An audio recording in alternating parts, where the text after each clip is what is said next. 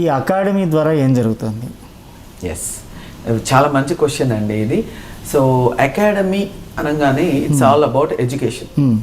So hair cut చేయడానికి education ఏంటి అనేది చాలా మందికి ఉన్న ఒక అపోహ, చులకన అపోహ అంటే ఒక డౌట్.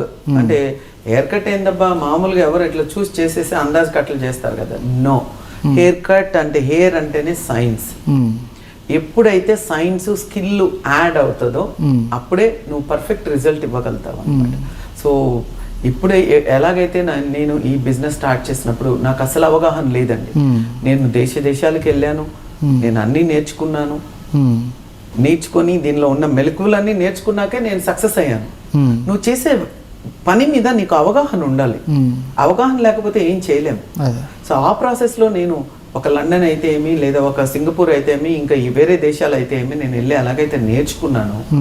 సో అలాగే అది చూసి వచ్చినాను. ఇక్కడికి వచ్చినప్పుడు ఏంటంటే అకాడమీ అనేది నాన్ ప్రాఫిటబుల్ వెంచర్, దానిలో లాభాలు ఉండవండి, నీ ఇన్వెస్ట్మెంటే. కాకపోతే దానివల్ల నువ్వు అన్నిటికంటే విద్యాదానం గొప్పది. నువ్వు 10 మందికి చదువు చెప్పచ్చు. సో అది మళ్ళీ దానమే, దానివల్ల నీకు వచ్చేది ఏముండదు. అందుకని అందరూ ఏం చేశారంటే ఎడ్యుకేషన్కి ఇంపార్టెన్స్ ఇవ్వలేదు. కానీ నేను ఇచ్చాను అది, ఎందుకంటే దాని ఇంపార్టెన్స్ నాకు తెలుసు. మా సలూన్ ఇండస్ట్రీలో ఒక చదువు, ఎడ్యుకేషన్ అనేది ఎంత ఇంపార్టెంటో నాకు తెలుసు కాబట్టే నేను ఈరోజు అకాడమీ పెట్టడం జరిగింది. దానికి ఎన్నో వందల మందిని నేను ట్రైన్ చేయడం జరిగింది.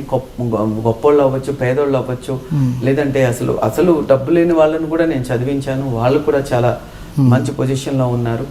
సో మంచిగా చదువుకున్నారు, మంచిగా జాబ్ చేసుకుంటున్నారు. నేను లోరియల్తో అఫిలియేటెడ్ మా academy. So international certification. So ఇక్కడ నా దగ్గర చదివిన వాళ్ళు, అకాడమీలో పాస్ అయిన వాళ్ళు, they can work anywhere in the world. ప్రపంచంలో ఎక్కడైనా పని చేయొచ్చు. సో అది చేశాను. అండ్ ఈవెన్ నాకు స్టూడెంట్స్ దుబాయ్ నుంచి కావచ్చు, బహ్రెయిన్ నుంచి కావచ్చు, లేకపోతే లండన్ నుంచి కావచ్చు, చాలా మంది స్టూడెంట్స్ నా దగ్గర వచ్చి చదువుకొని వెళ్ళారు. I feel so proud of my academy. So ఈరోజు ఒక మిర్రర్స్ ఎంప్లాయ్ అవ్వచ్చు, లేకపోతే ఒక సలూన్ హెయిర్ క్రష్ ఎంప్లాయ్ అవ్వచ్చు. ఈ వర్క్ మీద కంప్లీట్గా చదువుకున్నాక మాత్రమే వాళ్ళు మా దగ్గర పనిచేయడం. సో చాలా డిఫరెన్స్ ఉంది. బయట వేరే సలూన్స్లో అవగాహన లేకుండా చేసే ఒక వ్యక్తికి మా దగ్గర పనిచేసే వాళ్ళకి 100% డిఫరెన్స్ ఉంది. So I feel so proud of it. I feel so proud of my team because they all educated, they know what is hair, well trained. So ఆ స్కిల్ని ఎన్హాన్స్ చేసేసాను. So that is what is నా strength, నా team. So అది నా academy గురించి చెప్పుకోవాలంటే. Academy గురించి ఇంకొక చిన్న ప్రశ్న అండి.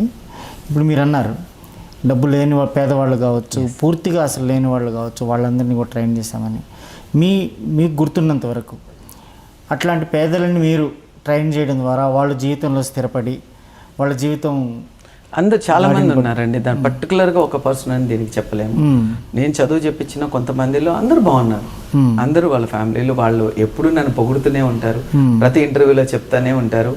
మీ అందరికీ తెలుసో లేదో, నా స్టాఫ్ అంతా నన్ను అమ్మ అని పిలుస్తారు. సో నన్ను ఒక జయలలిత అమ్మని చేసేసారు, లేకపోతే వాళ్ళ అమ్మ అనుకుంటారో తెలియదు కానీ ప్రతిదానికి నన్ను అమ్మానే పిలుస్తారు, నన్ను అలాగే ట్రీట్ చేస్తారు. నేను వాళ్ళ పట్ల అంతే బాధ్యతగా వ్యవహరిస్తాను. సో మాకు చాలా బాండింగ్ అండి. అందరూ నా దగ్గర 10-15 years నుంచి పని చేస్తున్నారు. So we are like one family. ఇంకా దానిలో చాలా మంది ఏంటి అందరూ హ్యాపీగానే ఉన్నాం. ఆ భగవంతుడి దయ వల్ల నా దగ్గర ఉన్న ప్రతి ఒక్క వ్యక్తి కూడా చాలా సంతోషంగా ఉంటారు. చాలా boss, yes I'm a very strict boss. పని అయినాక నేను చాలా మంచి ఫ్రెండ్ వాళ్ళకి.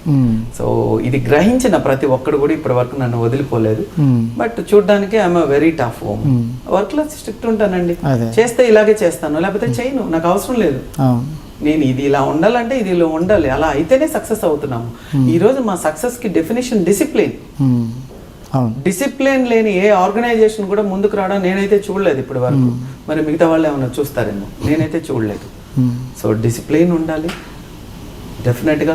అండ్ ఇంకొకటి కూడా నేను ఇప్పుడు ప్రతి ఇంటర్వ్యూలో చెప్తాను, ఈవెన్ తెలంగాణ గవర్నమెంట్ ఒకటి సార్ మిమ్మల్ని రిక్వెస్ట్ చేస్తున్నాను.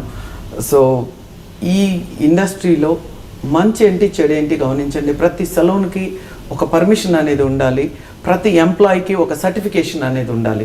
అబ్రాడ్లో సర్టిఫికేట్ లేకుండా ఎవరు ఎక్కడ పని చేయకూడదు.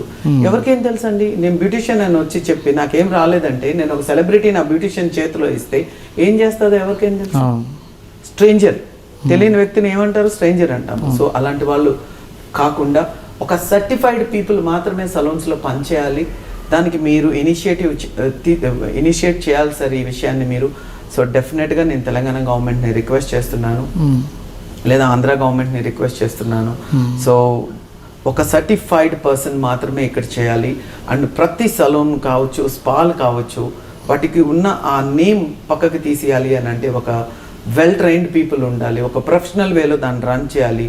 దీని మీద కూడా ఎలాగైతే ఎక్స్పైరీ డేట్ ప్రోడక్ట్స్ ఏదైనా ఉంటే కూడా దీనికి ఎలాగైతే ఫుడ్ ఇండస్ట్రీకి ఒక చెకింగ్ ఉంటుందో, ఒక ఎంక్వైరీ ఉంటుందో, అలాగే ఈ సలూన్ ఇండస్ట్రీకి కూడా ఒక టీమ్ని, ఒక గవర్నమెంట్ తరఫు క్వాలిటీ కంట్రోల్ టీమ్ ఉండాలి.